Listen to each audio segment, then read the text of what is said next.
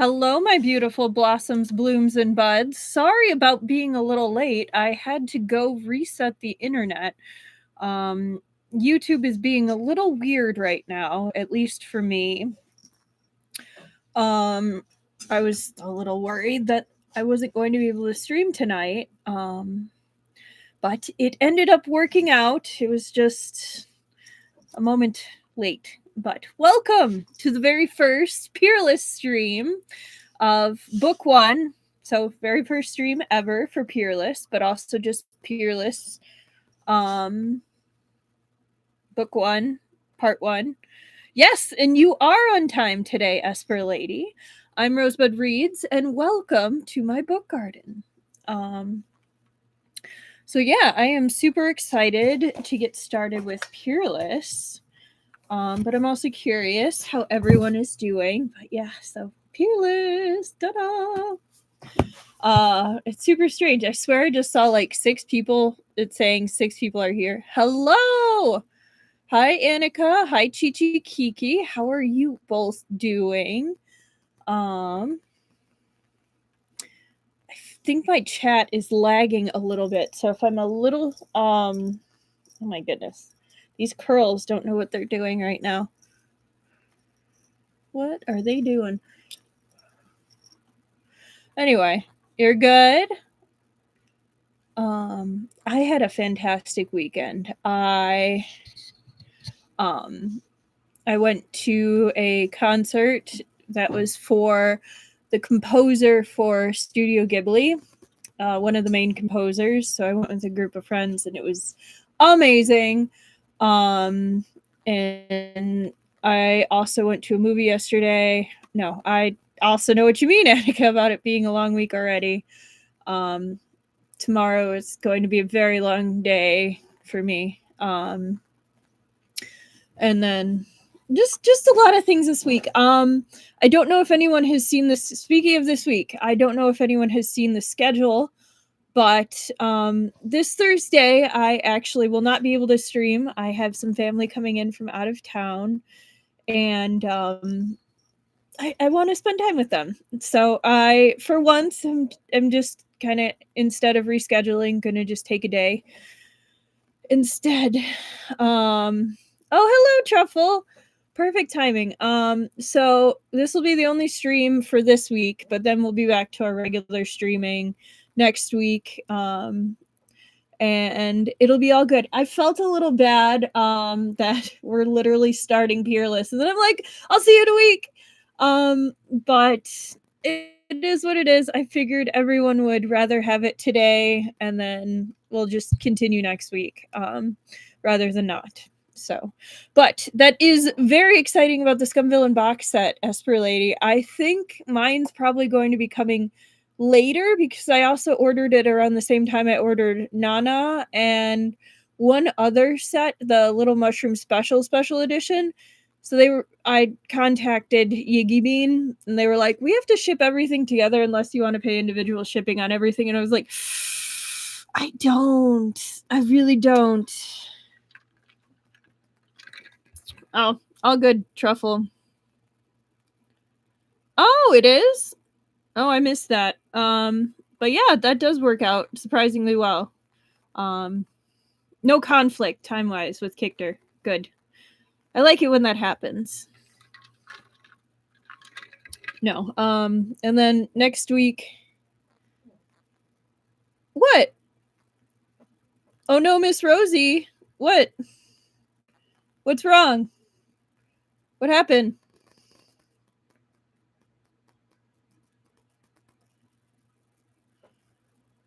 Oh, that's right. Oh, it'll be okay. I just won't get to share it with everyone for a while. Some things that did come in though. This actually great segue there for me. I have a couple things. So I know I talked about this. This was the birthday present that I was like, I'm too lazy to go back upstairs. The How to Survive as a Villain, which is absolutely gorgeous. And my friend was laughing so hard and had to tell their mom about it because the author is Yi, which is quite interesting. Double Moguls. Yes. So this was a birthday gift. I am super excited to read that. But before that, I ended up getting this. So this is definitely going to be next to be read. Right now I'm reading the Disabled General one right now. But I am super excited to read this one. Because I don't know where it's going. Like I can guess, but I don't know details. And then with the rest of my birthday money, I did end up picking up silent reading. I had one of my coworkers actually got me a bookstore gift card because they know me well. So he finished his run backwards. I saw about the American bobsled team where one guy was the only one piloting the bobsled, and he was like it was almost an accident because the person in the back the person in the back's in charge of the brakes, so he had control of steering, but the rest of the team didn't make it onto the sled. So he, instead of trying to win, he was just trying to not crash. Yeah. So I know about that one. Oh, and I ordered this myself. This I couldn't resist. I think this was for Lanzan's birthday. Look at how cute they are. It came in on my birthday. So it was a very good day for me. Or no, came in on Valentine's Day. So I think I might just keep them in the packaging because it's such a cute package. But like it was four-man bobsled. Yeah, the American team. Like he ended up scooching back on the bobsled to near the end of it to get to the break, so he ended up safe. Like he was safe. But yeah, so cute. Wei Wuxian's in his little pink one, and Lemon G's in his little like white shirt polo. They're just so cute. So when I saw them on AliExpress, I couldn't. Yeah. Oh no. Four-man one sled came in upside down. That'd be so dangerous because those sleds go so fast, and like it's so slippery. Like once that thing starts going, like it's not stopping. If someone isn't in control of it, like it's good luck. No. But I'm almost done. The last few birthday gifts have been trickling in, but my friend knows me well. Yeah, that sounds really terrifying. So one of my other nerd friends that I actually went to the concert with, they walked it off. Wow. Hi, Jason. We haven't started yet. I kind of am just showing the various things that have trickled in and are.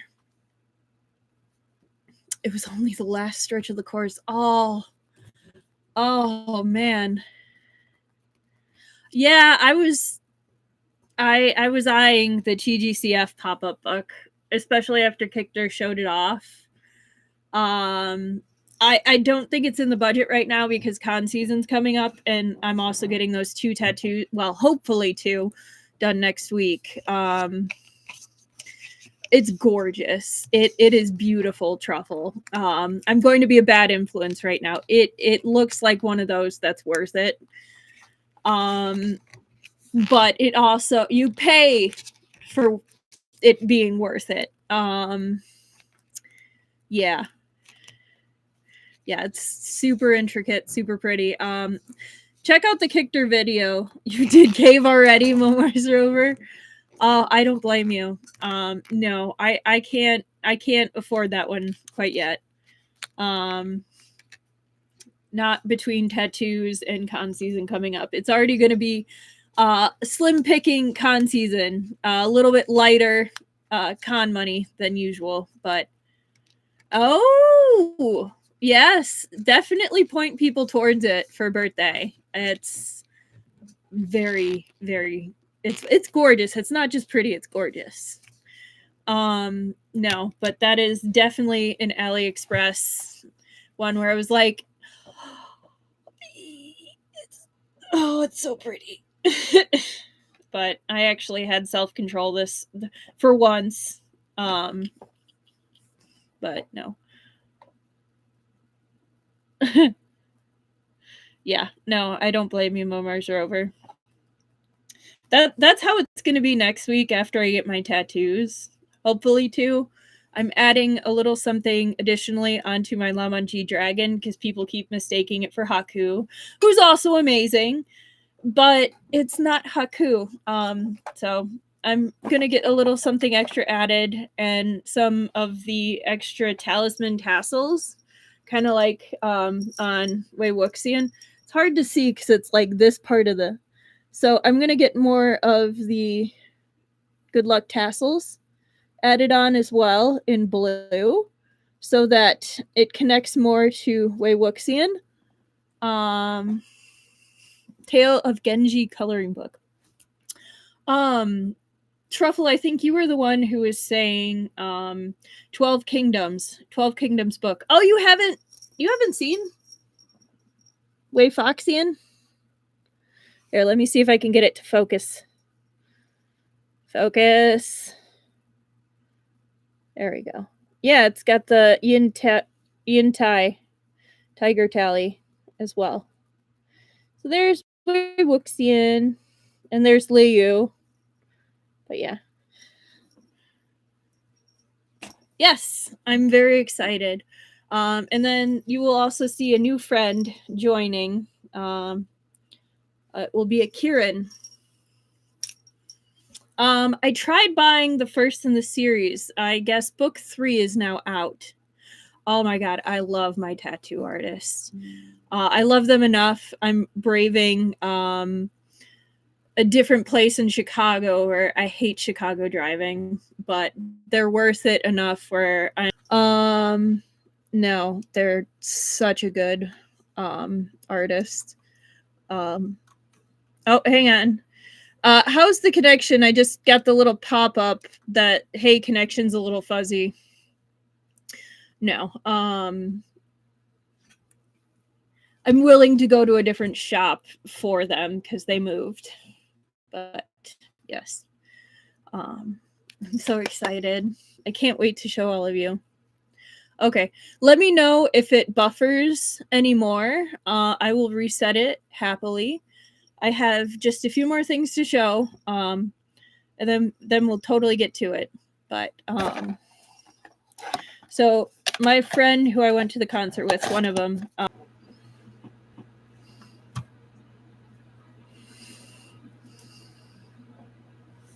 All right. Hopefully it's not going to be like this. I know it's supposed to be kind of raining near me. So hopefully this is not how it's going to be. Hello again. But it very well might be. But yeah, so we have another Nancy. It's the same series as before. But I was laughing because the friend who got me this is goth, like real goth. So I was like, this is super you.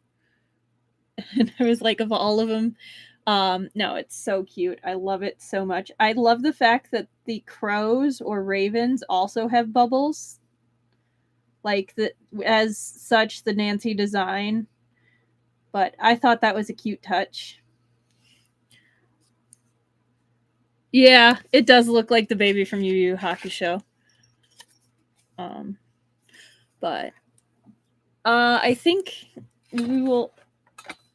I think it's the same Nancy. And then they also got me one of the OGs that I think a great many of us started with, a Cardcaptor Sakura blind box. So I got a very cute one, which I got Froggy Sakura for Sakura. Yeah.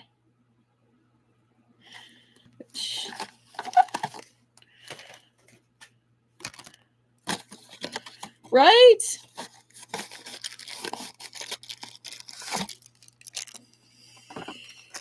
So that was their birthday gift to me, which I thought was awesome.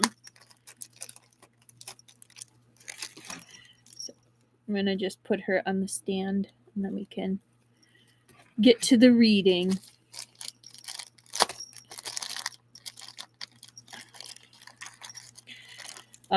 I have a special place in my heart for Cardcaptor Sakura, other than it being one of the OGs, because it was also my niece's first cosplay was Angel Sakura. And I was the one who convinced them to go to their first con, and I was there when they were cosplaying and helped with different things.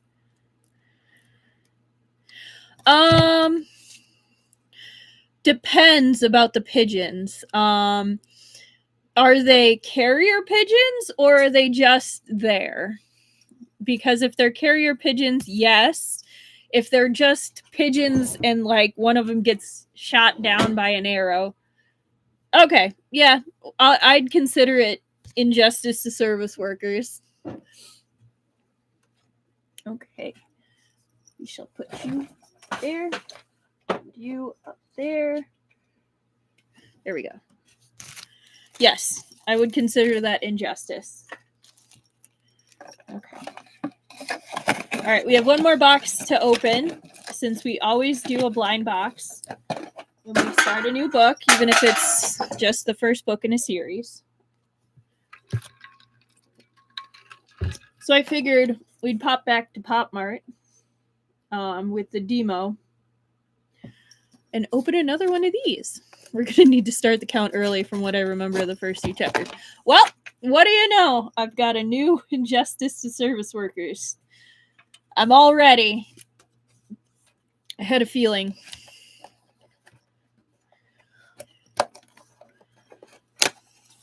All right, let's see who we got. I will not look at the card. We will open it together. So these are the options. We already have a good number of them in the background because we started opening some of these before. So I bought a number of them.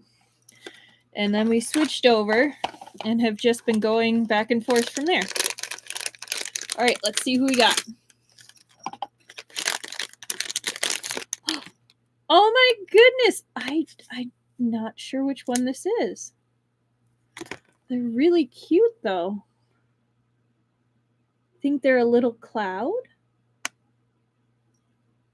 They got a little cloud on their head. They're so cute.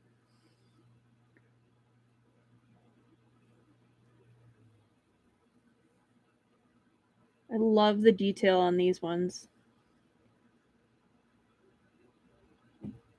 Little demos. Yes. Jason, if you couldn't tell, I have a blind box addiction. Which is a problem, but at least it's not crack, so I'll take it. It could be worse. And I have started corralling myself to conventions and new books. So I have some self-control. Very minimal, but some. So, and then we will use this as our bookmark.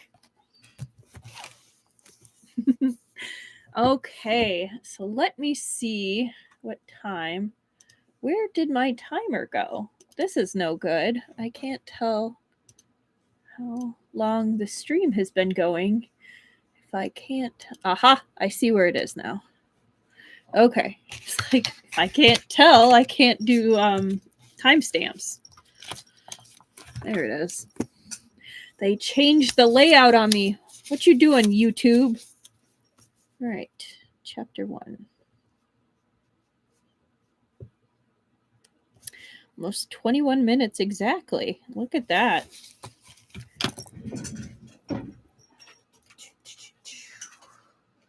Okay. Yay! Okay, let's get this set over to the side.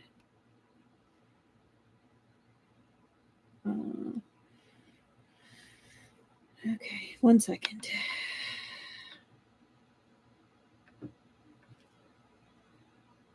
Okay. Making sure my phone won't ring. All right, let me set the 40. Okay.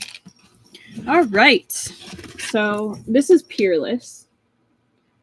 And then it is by Meng Xi Shi, who's also the author of Thousand Autumns. The description says, a murdered envoy, a stolen treasure. On a snowy night, an envoy sent by the kingdom of Khotan is ambushed on the road, massacred by his escort. Not a living soul remains, and the attackers vanish, along with the precious jade intended as tribute to the Emperor of Su. A member of the Emperor's secret intelligence agency, the Jijian Bureau, pursues the case. The formidable deputy chief, Feng Xiao, his investigation takes him to Lugong City, where top martial artists from across the land gather for a mysterious auction. But a rival intelligence agency, the Shu Yue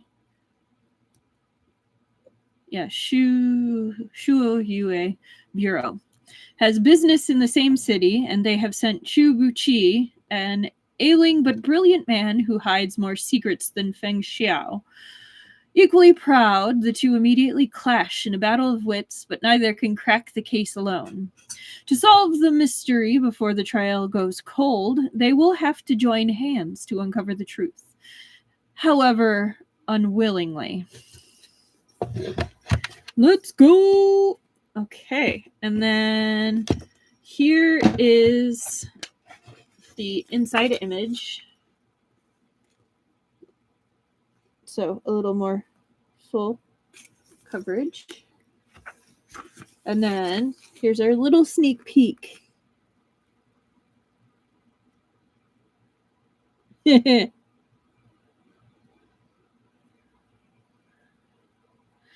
Buqi.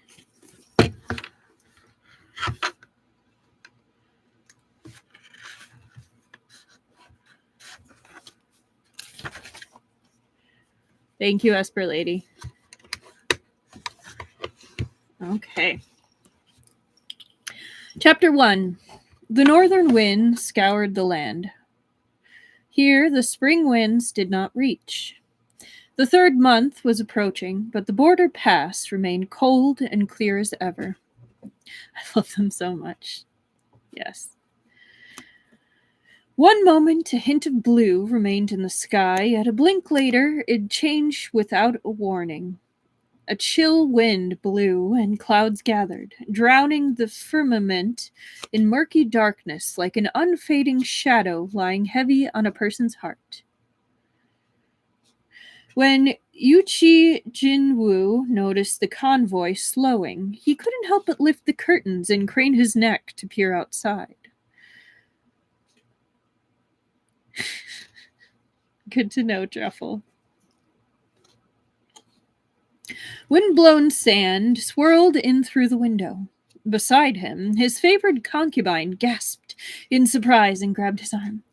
My lord, will we be able to cross the Great Wall before nightfall? Her sweet, mellow voice lifted some of the worries from Yuchi Jinwu's heart. He absently patted his beloved concubine's thigh.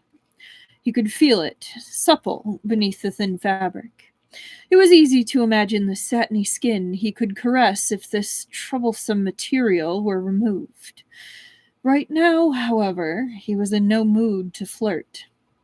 I believe we should, Yuchi Jinwu said. He frowned, uncertain.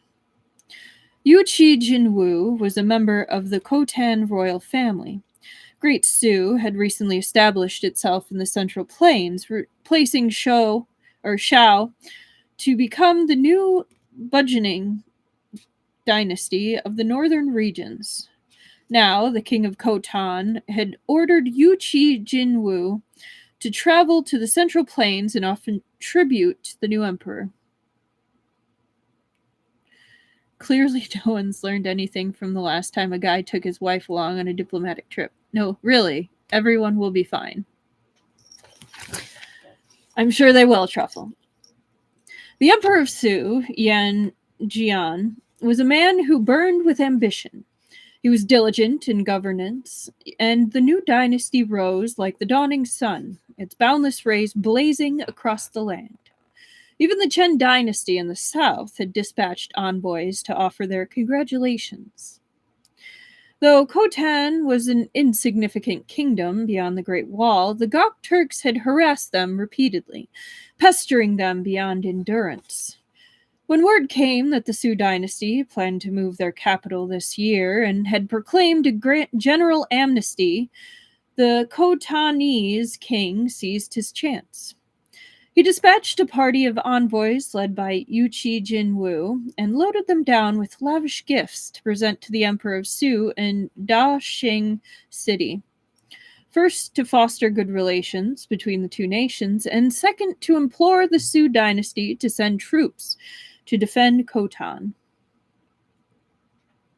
Unfortunately, their journey had been troubles. After leaving Khotan, the procession passed through Me.Mimo, where their horses unexpectedly fell ill with vomiting and diarrhea. When they managed to recuperate after several days' rest and embarked once more on their travels, this awful beset them. Yuchi Jinwu buzzed with anxiety. He yearned to sprout wings and fly to Daxing City in an instant. He unconsciously cast another glance towards the corner of the carriage, where two chests were stacked. They held Yuchi Jinwu's clothing and belongings. As the carriage was spacious and the chests fairly small, Yuchi Jinwu had specially requested they be placed in his own carriage instead of stowing them in the rear of the convoy. His concubine noticed him looking and giggled. My lord, have you hidden a great bounty inside these chests? The quip eased Yuchi Jinwu's anxiety somewhat. And what if I have? What would you do? She pouted playfully. Then this concubine would have no choice but to step aside and surrender my lord to her. Weird thing to say. Surrender my lord to her. Yuchi Jinwu burst into laughter and pulled her into his arms, pressing their bodies tightly together. As they fawned and flirted, Yuchi Jinwu's dark mood dissipated. If I tell you what's in there, you mustn't tell another soul. At least until we arrive in Daxing City. You have to keep quiet. Not a word to anyone. Oh yeah, that always works out well. The sterner and more urgent he grew, the more curious his concubine became. She clutched Yuchi Jinwu's sleeve and wheedled him sweetly as they embraced. After a time, Yuchi Jinwu said softly, Inside the chest is a tribute. His concubine was puzzled. I thought the tributes were all in the rear carriage. Only ordinary objects are stored there, said Yuchi Jinwu. The Emperor of Su is the ruler of a mighty nation. Gold or jewels, such things are nothing to him. His concubine's eyes widened. Our Khotan is such a small kingdom. What wonderful treasures could we have to offer that would impress even the Emperor of Su? Could it be some kind of rare or priceless jade? Yuchi Jinwu pinched her lovely cheek. How clever you are. It is indeed jade, though no ordinary kind. It is the jade of Heaven Lake. She exclaimed in surprise, The legendary jade that grants eternal life. Yuchi Jinwu clapped a hand over her mouth. When she saw his stern glare, she realized what she'd done and hastily whispered, "This concubine has forgotten herself. This treasure is one of Khotan's most prized possessions, yet His Majesty is happy to give it away." "Even if he's unhappy, what can he do?" Yuchi Jinwu said helplessly. "His Majesty wishes to forge an alliance with the Su dynasty. He must offer something of value if he's to demonstrate his heartfelt sincerity. Although the Jade of Heaven Lake was named thusly, it had nothing to do with the actual lake. A Khotanese woodcutter had discovered the jade after stumbling into a cave by chance. There he found a jade stone so spectacular it was like the heart of the mountain itself. Uh-oh. Didn't we learn from Erebor? We do not mess with the heart of the mountain. There he found a jade stone so spectacular it was like the heart of the mountain itself. Legend had it that the jade was as clear as morning dew, with a pool of icy blue-green at its center, invoking an image of the real Heaven Lake surrounded by snow-clad mountains. Hence the name. The woodcutter had presented the precious gemstone to the previous king. According to rumor, the king's mother had been ailing with a strange sickness for many years. Every treatment had failed. Yet, after a shard of this jade was crushed and added to her medicine, not only did the king's mother make a full recovery, her whole body seemed to have been renewed, her appearance rejuvenated. The Empress Dowager lived well into her 90s and, in fact, had only passed away recently. I love to think about the medicine from this time period because some of it really worked, like some of the medicinal properties and herbs and tonics and stuff. Like some of them were mind-blowing. But then I'm like, we have a mythical jade and we ground it up and gave it to your sick empress and empress mother. And look at that, it worked! Yay! What would happen if it poisoned her? Like,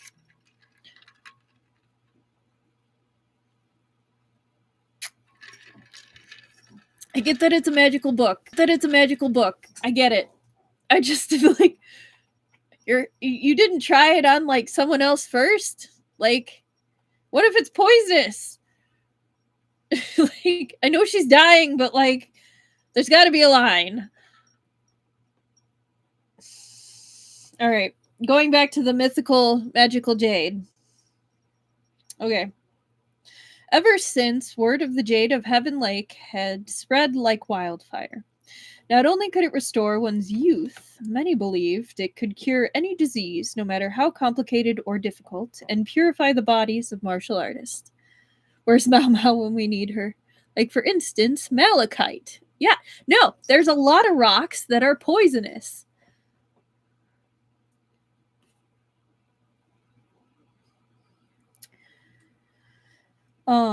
Something so priceless was coveted by all.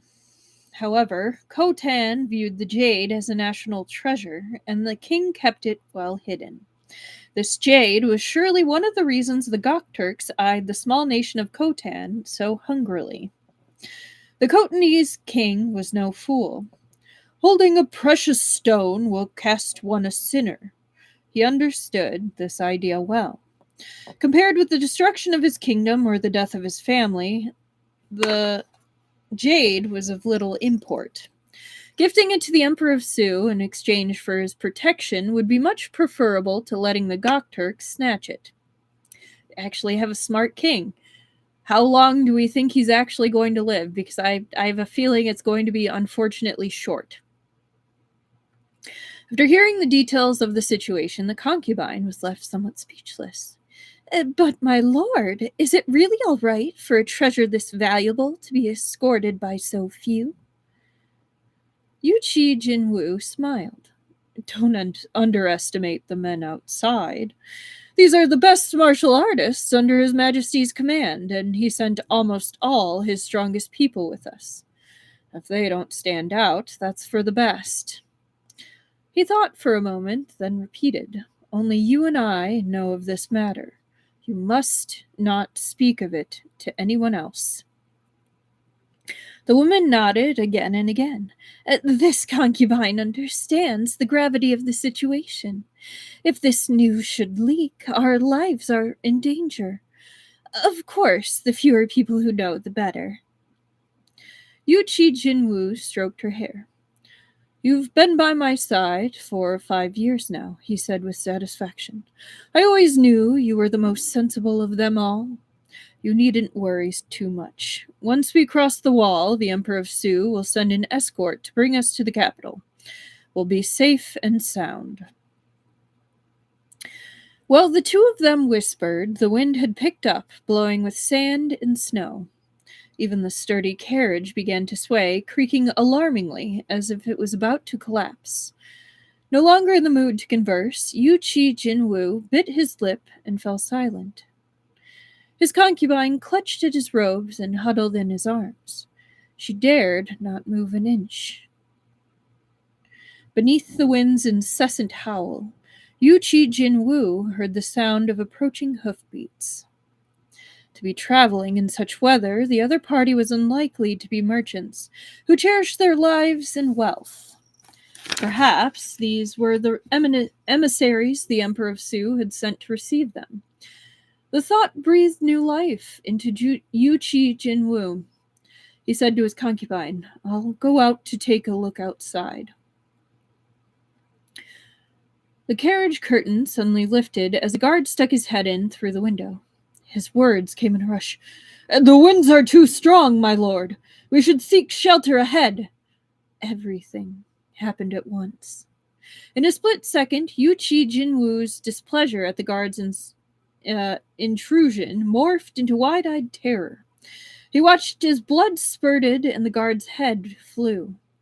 It crashed into the carriage's ceiling before thudding heavily to the floor, where it rolled the white wool rug, staining the pristine surface with an arc of fresh crimson blood. Finally, it rolled to a stop by Yuchi Jinwu's foot. His concubine's shriek rang in his ear, yet just then it sounded terribly distant, as if someone had stuffed his ears with cloth, leaving everything muffled and indiscernible. A chill wind swept over his face, and a tremor racked him.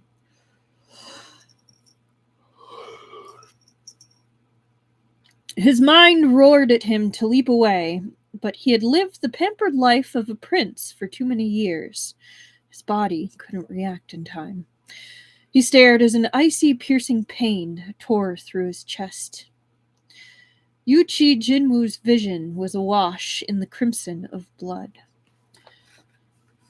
To think a person can pass from life to death in an instant. It was his last thought before he crumpled to the floor. Ooh. The snow fell in swirling flurries, thick enough to cloak all the world's filth beneath.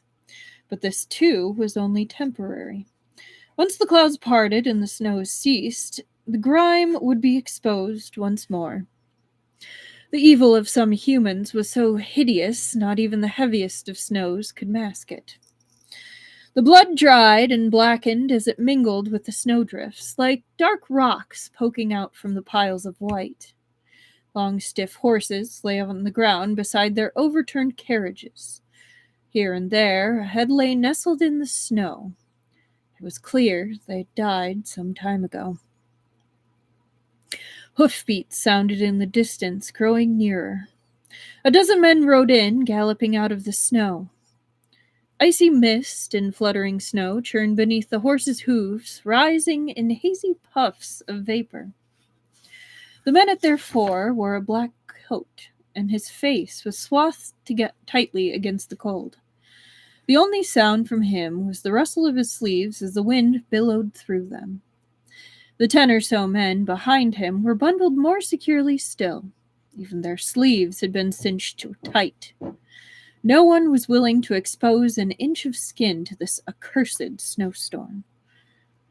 It seemed the men had expected this gruesome sight. They expressed no surprise or fear, but dismounted one after another and stepped forward, bending to examine the scene. A corpse lay in the snow. The drifts had already swallowed it from the shoulders down, leaving visible only a head and neck the pale color of ice. A large gash stretched from throat to nape, leaving the flesh beneath splayed open deep enough to glimpse bone. A good half of the man's neck had been sliced through.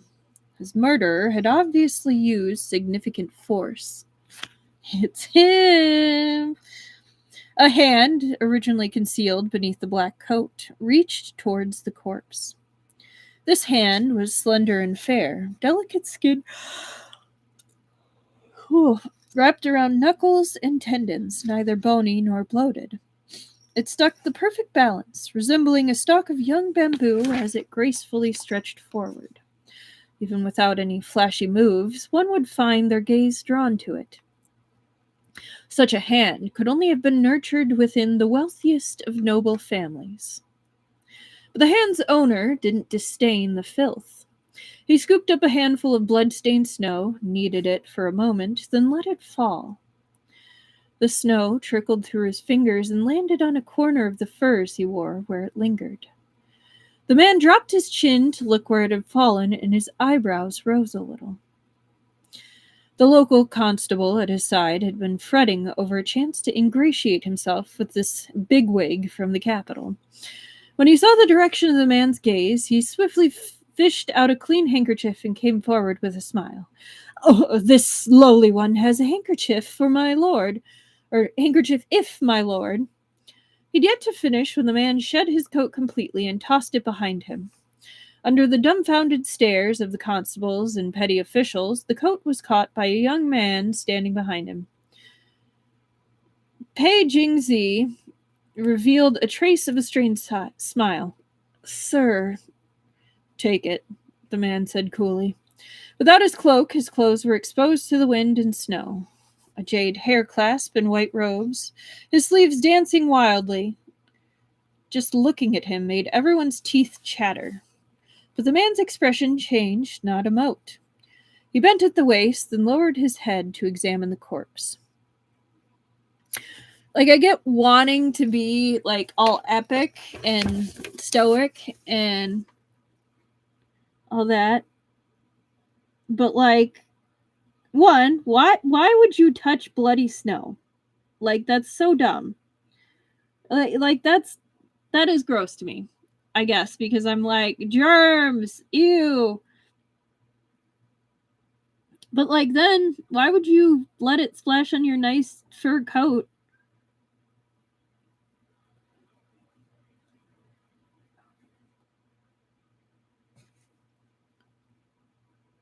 Yeah, I think you're right, Truffle. They probably do have a thing about hands.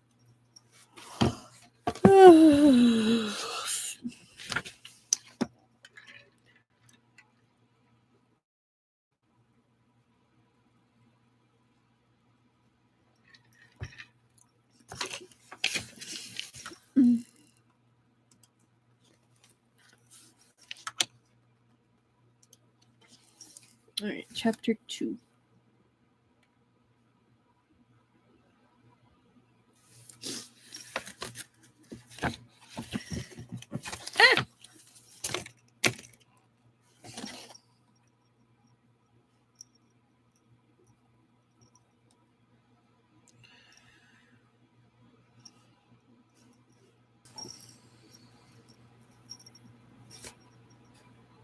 Okay, we're back.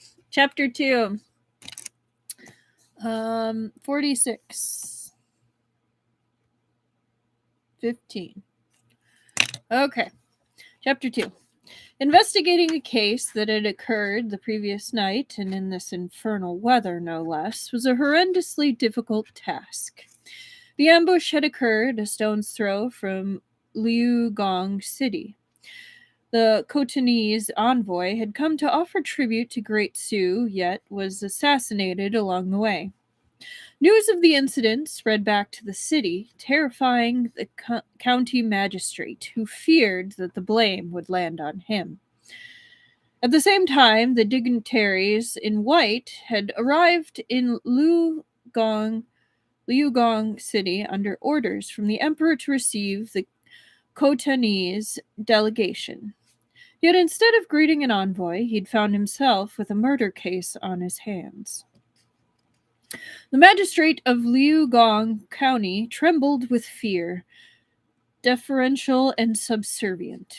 He wished for nothing more than to drop this hot potato. But what truly defied his expectations was the dignitary from the capital. Despite the man's unfriendly demeanor upon receiving such shocking news, he and his companions had simply turned and left the city to investigate without another word. County Lieutenant Liu Lin looked up and saw the wind had subsided and the snow abated. He heaved a long sigh. Now that the imperial court was looking into the death of the Khotanese envoy, Liu Lin would be hard-pressed to evade responsibility. He racked his brain, but couldn't think of any bandits brazen enough to assassinate a foreign emissary. Come to think of it, he'd never heard of any particularly audacious bandits near Liugong City. None of those petty robbers would dare make more trouble so close to the city walls. Thoughts spiraling, he trailed behind the constables as they inspected the corpses. They had bustled about, sweeping away most of the snow in the area, to gradually reveal bodies strewn over the frozen ground. Most were like the first victim. Throat slit with a single stroke. Only the sumptuously dressed man in the carriage had died from a blade through his chest. Liu Lin picked up a long saber standing upright in the snow and examined it. After a moment, he cried out in surprise, "A Gokturk saber!" "Here's another!" yelled another one of the constables.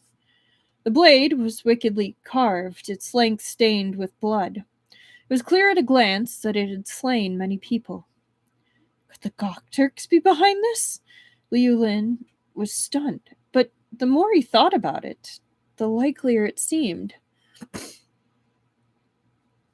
Everyone knew war would erupt between the Gokturks and Great Sioux at the slightest spark.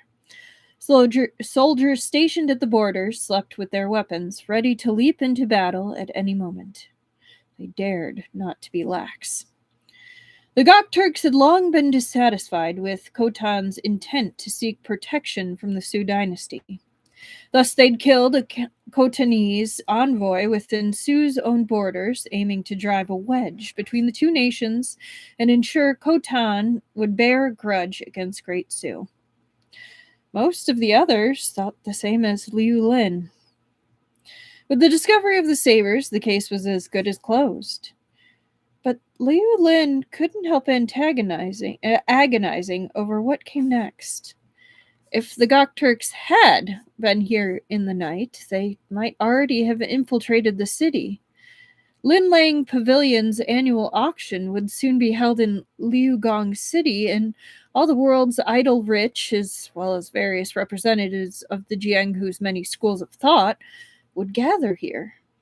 For murder related to Khotan to materialize at this exact same time, Liu Lin saw plainly the bind he was in. Yeah, no, I agree. For some reason, I'm smelling herring. Me too, Truffle. It's so weird.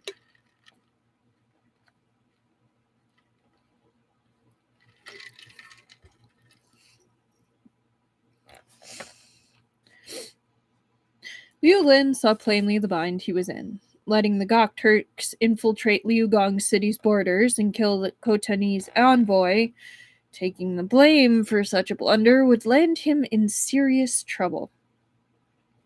At the prospect of losing his hard-won position of county lieutenant, Liu Lin's vision grew dim and his limbs weak. The young man from earlier, Pei Jingxi, was the mysterious dignitary's subordinate. Now Liu Lin watched as he squeezed his way out of the overturned carriage carrying a small cabinet for valuables. The design of the cabinet was one that had become fashionable within the capital in recent years. It was exquisitely crafted, with 3 drawers each divided into 8 compartments. The compartments were meant to hold sundries like rouge, and snacks. As the cabinet itself could easily be stowed in a carriage for long journeys, it was popular with women. The cabinets of some wealthy women were even more luxurious. Not only were they decorated with tortoiseshell and agate, they might also be inlaid with gems and pearls. This transformed the cabinets from practical items into precious accoutrements used to flaunt their status. The small cabinet, closer look, revealed carvings of dancing women dressed in Cotonese garb. The design gave the cabinet an air of romance.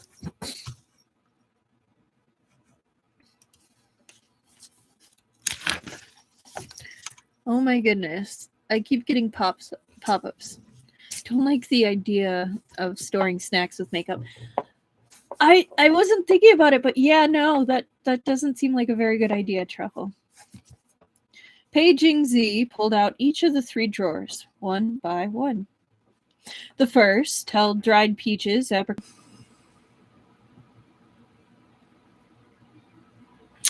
did say it was extra windy tonight, so I apologize for all the interruptions. There must have been women in this convoy, Liu Lin reasoned. That in itself was nothing out of the ordinary. The envoy had allegedly been a Cotonese aristocrat. That he would bring a lovely concubine and maid or 2 on diplomatic missions was expected.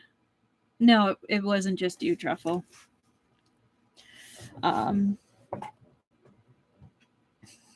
Unfortunately, the owner of this cabinet had lost her life before she had the chance to marvel at the prosperity of Dashing City. At that moment, the dignitary in white spoke. Search around. See if there's another female corpse. When he spoke, all obeyed. The constables dismounted and, one after the other, began to search. The expensive coat the dignitary had worn now lay lonely and discarded on the snowy ground. Liu Lin cast it an anguished glance, then mumbled to himself, rallying his spirits as he began searching alongside his men. Dude, I would have totally stolen the coat. Like, if this guy is clearly not using it, respecting it, wanting it,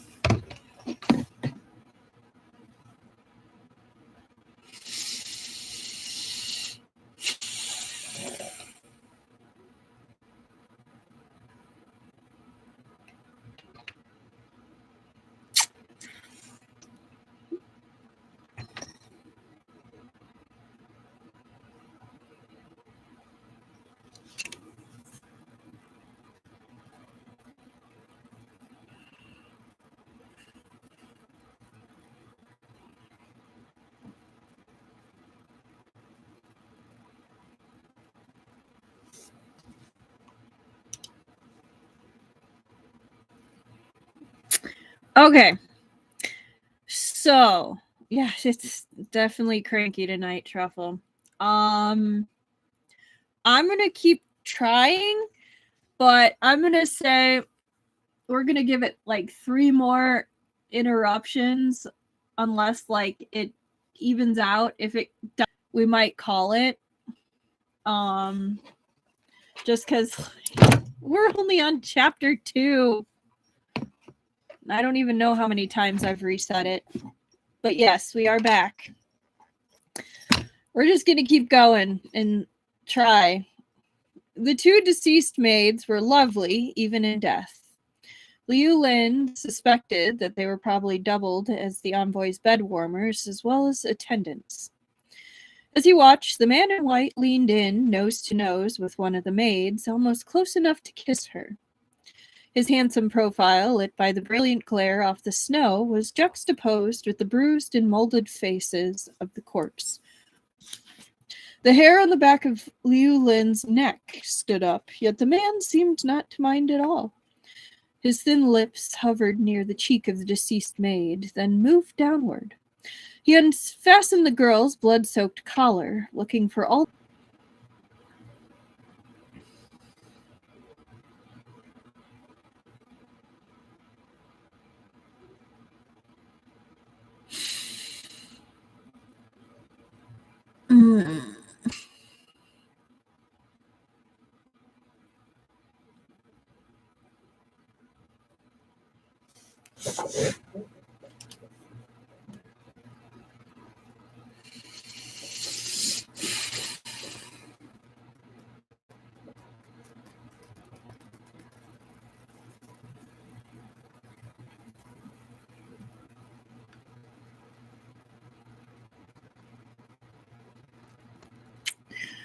Okay, so I'm a little surprised we actually managed to get back. I don't know if this is gonna work. If it disconnects one more time, I am just gonna call it. I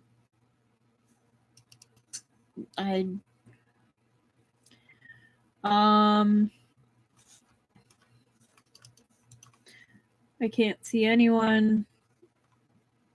I think we might actually just end it here. I was gonna try and do a bit more, but I think we'll just try again next time because the weather, well, I can't see any of the comments, but I am afraid to gonna call it. I guess I will see all of you on Tuesday. Hopefully the weather will be much better by then. Have a great weekend. No stream this Thursday. I'm so sorry for all of the technical difficulties. We'll probably just start chapter 2 over and go from there because it was so much stop, go. So have a good rest of your evening. And hopefully it will be much better next time. Not the best start for Peerless, but we did start it. Got a little teaser. But yeah, have a good night, everyone. Bye-bye.